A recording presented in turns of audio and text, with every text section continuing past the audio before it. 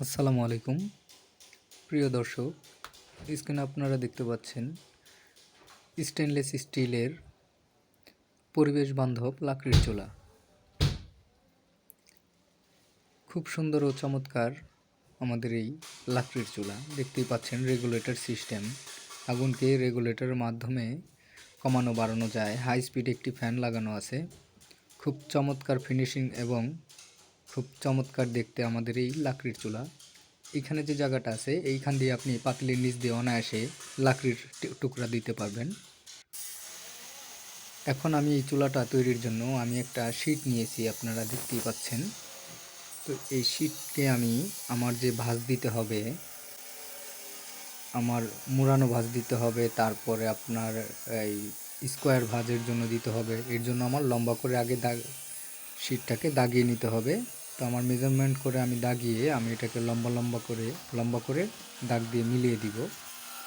উপরে নিচে স্কেল দিয়ে দাগ টেনে আমি এটা মিলিয়ে দিব। আমার যেখানে দাগ আছে আমার সাইজ অনুযায়ী ওইখানে আমি সঠিক মাপ করে এবং অ্যাকুরেট মাপ দিয়ে আমি এটাকে সুন্দর করে দাগিয়ে নেব। আমার দাগ যদি একটু এদিক সেদিক হয় আমার মালটাও এদিক সেদিক হয়ে যাবে, মানে আমি ঠিক করতে পারবো না। ভাঁজ এদিক সেদিক হলে মালটি কুঁচকিয়ে যাবে, টেনে যাবে, একদিকে উঁচা নিচা হয়ে থাকবে। এর কারণে আমি সূক্ষ্মভাবে দাগিয়ে নেব। দাগানোর পর আমি এই শীটটাকে কাটারের মাধ্যমে কেটে নেব। শীটটি অনেক মোটা, এর কারণে কাঁচি দিয়ে কাটা যায় না। এর কারণে আমি বড় কাটারের মাধ্যমে এটাকে আমি কেটে নেব আমার সাইজ অনুযায়ী। দেখতেই পাচ্ছেন আমি কাটারের মাধ্যমে শীটটাকে কেটে নিচ্ছি।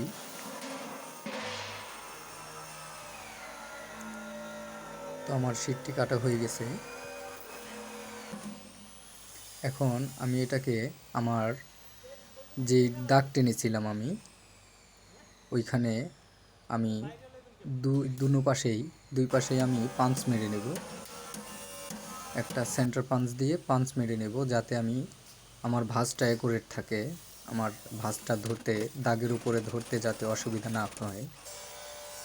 এবার আমি আমার সেই পাঞ্চ মেরেছি, সেই পাঞ্চে মিলিয়ে ব্যান্ডিং মেশিনে আমি ব্যান্ড করে নেব। আমার প্রথমে একটা ভাঁজ দিতে হবে। এটা আমি, অনেকে মুড়ি ভাঁজ বলে, অনেকে পিঠা ভাঁজ বলে, যে যে ভাষাই বলুক, যেভাবেই বলুক, আমি একটা ভাঁজ দিয়ে নেব। প্রথমে বেন্ডিং মেশিনের মাধ্যমে আমি আমার এই শীটটাকে আমি ব্যান্ড করে নেব। আমার যে 3 সুতা একটি ভাঁজ দরকার, এর কারণে আমি 3 সুতা বরাবর একটি ভাঁজ উঠিয়ে নিলাম। এখন আমি এটাকে হাতুড়ি দিয়ে পিটিয়ে নেব। হাতুড়ি দিয়ে আমার যে ভাঁজটা আছে এটা আমি আমার ভাঁজ মেশিনে যতটুকু আসে অতটুকু পর্যন্ত আমি ভাঁজ দিয়ে মাটাম ভাঁজ করে তারপর আমি হাতুড়ি দিয়ে হাতে পিটিয়ে নেব। দেখতেই পাচ্ছেন আমি হাতুড়ি দিয়ে আমার শীটটাকে আমি পিটিয়ে তারপরে এটাকে মুড়ি ভাঁজ দিয়ে দিচ্ছি। একদম সূক্ষ্মভাবে হাতুড়ি দিয়ে বাড়ি দিতে হবে, যাতে কোথাও দাগ না পড়ে যায়। সুন্দরভাবে একভাবে বাড়ি দিতে হবে। আমার পিঠা ভাঁজ দেওয়া শেষ। ভাঁজ দেওয়ার পর আমি এখন আমার যে ভাঁজ আছে, আমি যে দাগ রেখেছিলাম আমার সেই দাগ অনুযায়ী আমি একটু ভাঁজটাকে কেটে নেব। আমি যে ভাঁজটা দিলাম ওই ভাঁজটা কেটে নেব, কারণ এই ভাঁজটা কাটলে আমি যে স্কোয়ার শেপ ভাঁজ দিব তখন এটা খুব সুন্দর ভাঁজ আসবে।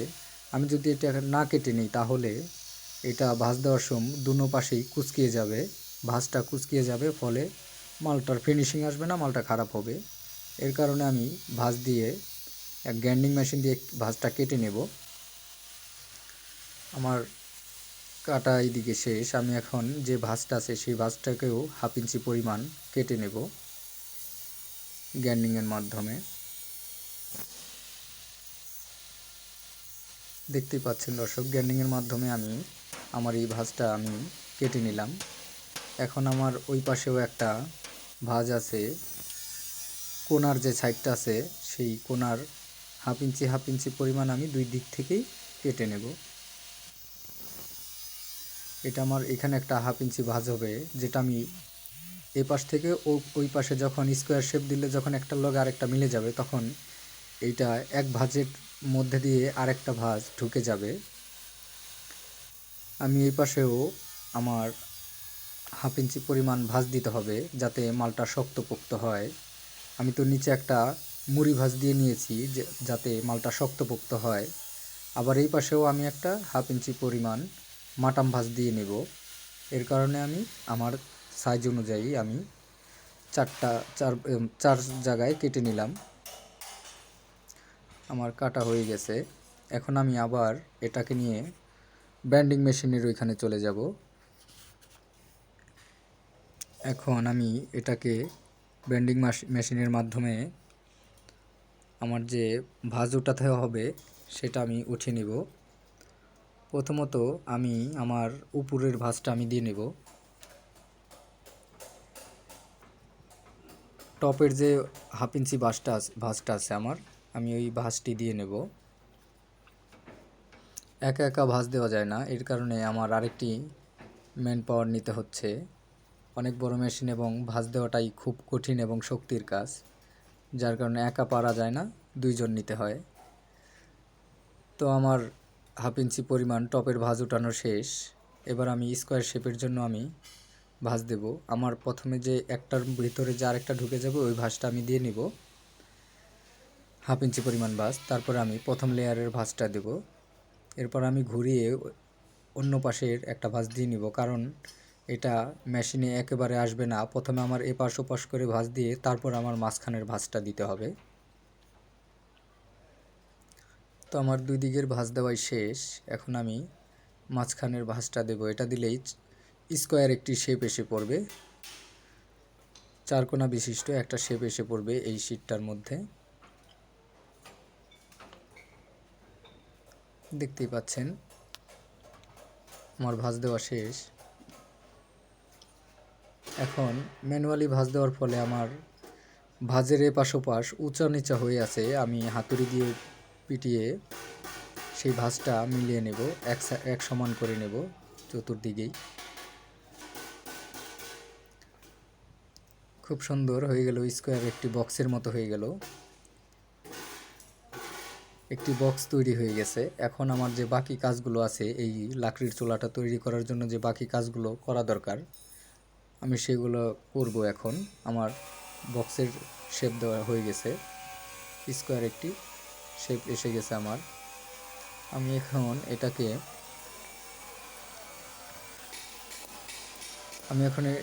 একটার ভিতর দিয়ে আরেকটা ভাঁজ, আমি বলেছিলাম আগেই যে আমার একটা ভাঁজের দুই কোণা যখন মিলে যাবে স্কোয়ার শেপ দেওয়ার পরে, তো এক ভাঁজের ভিতরে দিয়ে আমি আরেকটা ভাঁজ ওইটা ঢুকিয়ে দেব, যাতে মালটা আরও শক্তপোক্ত হয়।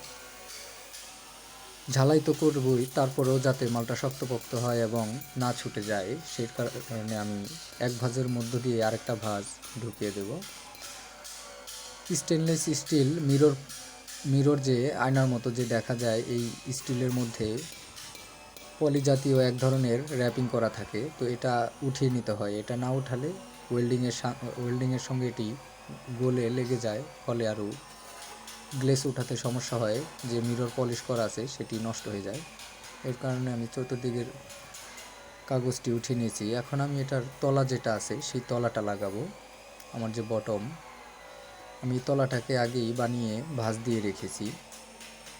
এটার মধ্যেও চতুর্দিকেই আমার হাফ ইঞ্চি পরিমাণ ভাঁজ আছে। আমার নিচের যে মুড়ি ভাঁজ দিয়েছিলাম সেই ভাঁজের সঙ্গে এই হাফ ইঞ্চি ভাঁজ মিলিয়ে একদম সুন্দর করে ফিনিশিং দিয়ে মিলিয়ে আমি এখানে ওয়েল্ডিং করে নেব। দেখতেই পাচ্ছেন আর্গন ওয়েল্ডিংয়ের মাধ্যমে আমি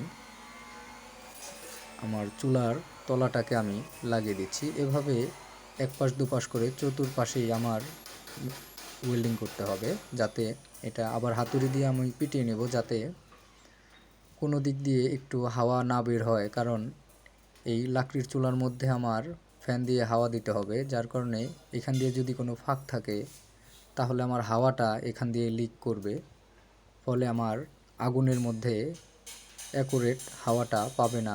এর কারণে আমি ছোট ছোট করে ওয়েল্ডিং করে হাতুড়ি দিয়ে পিটিয়ে মিলিয়ে দেব, যাতে এখান দিয়ে কোনো হাওয়া লিক না করে।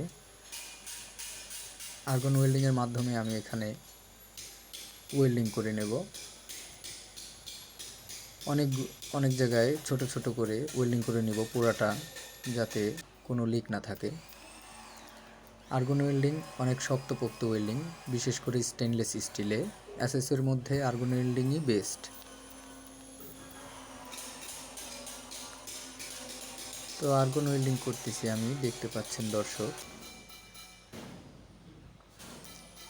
আমাদের এই লাকড়ির চুলা জ্বালানি সাশ্রয়ী ও পরিবেশ বান্ধব। দেখতে পাচ্ছেন আমি চতুর্দিকের পলি র্যাপিং করা আছে, যে পলিথিনটা উঠিয়ে নেব। তারপর আমি টপটাকে লাগিয়ে নেব। আমার যে টপটা আছে, টপের উপরে একটা ভাঁজ উঠানো আছে, রাউন্ড করে কাটা আছে বার্নারটা বসানোর জন্য। এটা আমি আগেই করে রেখেছি। তো এখন এই টপটাকে আমি চতুর্পাশেই ওয়েল্ডিং করে নেব, খুব সুন্দরভাবে মিলিয়ে ওয়েল্ডিং করে নেব, যাতে এখান দিয়েও কোনো হাওয়া লিক হওয়ার সম্ভাবনা না থাকে। হাওয়া লিক করলে বার্নারের মধ্যে অ্যাকুরেট হাওয়াটা পাবে না। দেখতেই পাচ্ছেন আমার টপ লাগানো শেষ। এখন আমি এটাকে হ্যান্ডেল লাগাবো, উপরের লাগাবো। এখন আমার চুলাটি কমপ্লিট হয়ে গেছে, আপনারা দেখতেই পাচ্ছেন। আমি হ্যান্ডেল লাগিয়ে নিয়েছি, উপরের যে পট স্ট্যান্ড আছে সেটিও লাগিয়ে নিয়েছি, ফিনিশিং দিয়ে নিয়েছি। এর মধ্যে দেখতেই পাচ্ছেন কি সুন্দর ও চমৎকার ফিনিশিং দেওয়ার পর এরকম শেপ এসেছে। আমার যে রেগুলেটর লাগানো ফ্যান আছে সেটি আমি আগেই তৈরি করে রেখেছিলাম, ভিডিও যাতে লম্বা হয়ে না যায়। দেখতেই পাচ্ছেন কি চমৎকার ঝকঝক চকচক করছে আমার এই লাকড়ির চুলা।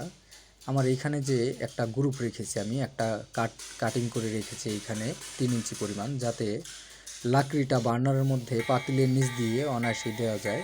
দেখতেই পাচ্ছেন আমাদের জ্বালানি সাশ্রয়ী ও পরিবেশ বান্ধব লাকড়ির চুলা তৈরি হয়ে গেছে।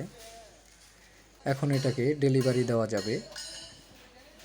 রেগুলেটরের মাধ্যমে আপনারা আগুনটাকে নিয়ন্ত্রণ করতে পারবেন, অল্প লাকড়ি দিয়ে রান্না করতে পারবেন আমাদের এই লাকড়ির চুলায়। ব্যাটারি এবং সোলারের মাধ্যমে, ইলেকট্রিকের মাধ্যমে আমাদের এই লাকড়ির চুলা জ্বালাতে পারবেন 12 ভোল্টের ব্যাটারির মাধ্যমে, এবং কারেন্টের মাধ্যমে 12 ভোল্টের কনভার্টার দিয়ে আপনি চালাতে পারবেন। দেখতেই পাচ্ছেন আমরা অনেক চুলা ডেলিভারি দিচ্ছি, সব সিঙ্গেল চুলা এবং ডাবল চুলা, কমার্শিয়াল, ছোট বড়, হোটেল, রেস্টুরেন্ট, মাদ্রাসার জন্য চুলা দিয়ে থাকি। আসসালামু আলাইকুম, সবাইকে ধন্যবাদ।